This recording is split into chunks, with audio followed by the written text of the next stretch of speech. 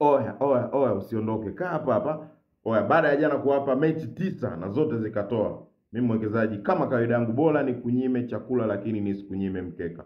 Yes, na timu zangu za leo sina mambo mengi, nitakuwa na timu 5 kutoka tu kwenye notebook ya mwekezaji halisi. So, kutoka kwenye notebook yetu leo timu zangu 5 nitakazo kupatia wewe kama mwekezaji ambazo inabidi uzizingatie. Mechi ya kwanza Getafe atakuwa anamkaribisha Real Madrid.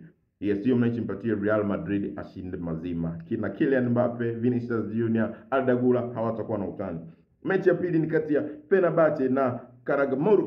Yes, ni kule Uturuki. Hiyo mechi Fenerbahce hawatacheka na wowote, mpe Fenerbahce ashinde mazima. Mechi yangu ya tatu ni FC Midtjylland. Yes, akiwakaribisha Belge Bold Club. Yes, hiyo mechi Midtjylland mpatie naye ashinde mazima. Leo nimenyoka sana mwekezaji mwenzangu, sina mchezo. Mpatie Midtjylland ashinde mazima. Mechi ya 4 ni kati ya Liverpool na Manchester United. Hapo ndo penyewe patamu. So, hiyo mechi kwa jicho la nyama unaona Liverpool wanashinda, lakini kama mwekezaji halisi principle namba 1 ondoa tamaa.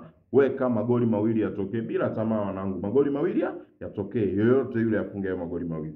Na mechi yangu ya mwisho ni vijana wa Tottenham Hotspur wakiwakaribisha vijana wa Aston Villa. Hiyo mechi itakuwa vizuri sana. Goli zipo. So hiyo mechi nakushauri wewe kama mwekezaji weka chuma 2 zitokee. Over 1.5. Si mwingine ni mimi mwekezaji halisi, wengine upenda kuniita Odds Kuntu, na nipo hapa kila siku kwa ajili ya kukuonyesha ni nini unatakiwa ufanye katika uwekezaji wako. Kwa wale wanaotaka kujiunga VIP group, maelekezo ni yale. Ni cheki hapo kwenye bio juu, niambie nahitaji kuungwa VIP group na mimi nitakuunga bila wasiwasi wote. Jana kanji kalia, leo je? Yes, kwa wale wanaotaka odds chache, mzigo wa kutosha, ni cheki VIP group.